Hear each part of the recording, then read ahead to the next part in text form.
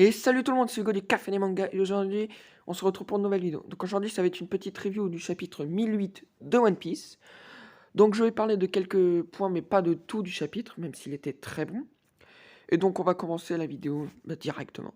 Donc on va commencer par un premier point, donc le retour de Kanjuro qui, on le savait tous, n'était pas mort. Donc ensuite il se fait passer pour Oden et il se fait exploser.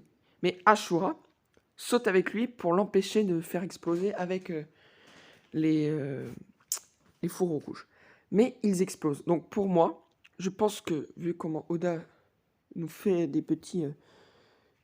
comme s'ils allaient mourir, comme par exemple Papy Fleury, qui n'est pas mort, mais qui on a cru qu'il allait mourir, lui, je ne pense pas qu'il va mourir, parce que sinon, ça ferait vraiment beaucoup de morts. Peut-être qu'il y en aura à la fin de la bataille, mais pour l'instant, je ne pense pas qu'il va y en avoir.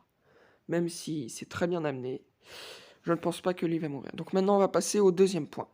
Ensuite, on passe au point où il y a le retour de Jack aussi, qui n'était pas mort, mais ça on s'en doutait aussi, et qui affronte Inuarashi qui veut l'affronter seul. Donc il n'y a pas la pleine lune, mais il n'y a pas aussi de gaz. Donc comme il a dit, ce sera un combat loyal. Mais, pour moi, Inuarashi est très fort, hein, mais je ne pense pas qu'il va pouvoir tenir Jack en 1v1. C'est pour ça que je pense que quelqu'un va venir aider Inuarashi. Donc je pensais à Jinbei. Comme ça ferait une baleine et un chien contre un mammouth. Non, je rigole. Donc, mais voilà, donc ça, Jinbei, parce que si on suit le truc, Zoro, il va aller aider. Il va aller affronter King. Sanji, il va aller affronter Queen.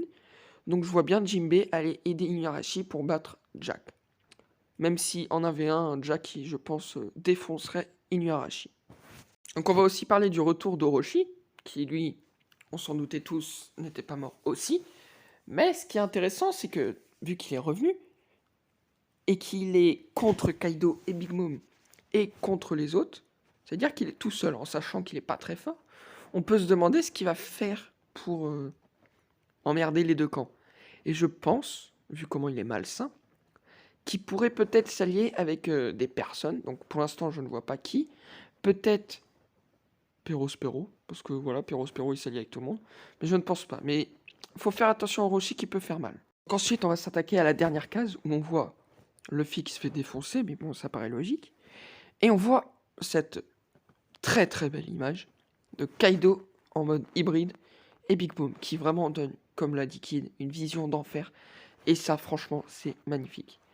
Et pour moi, quand on regarde cette page et on voit comment ça va s'amener, je sens bien essayer de mettre Big Mom à part ou essayer de l'enlever pour s'attaquer à Kaido. Parce que Big Mom, je pense qu'elle n'a pas fini son arc et on va la revoir plus tard. Et je pense pas qu'elle va mourir à Wano. Je pense plus Kaido.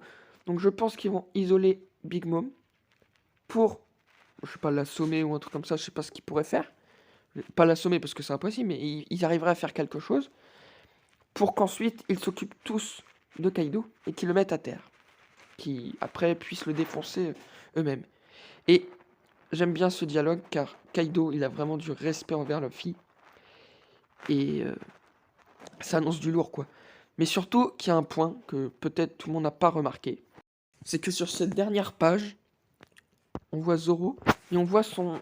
J'ai l'impression de voir son œil à moitié ouvert.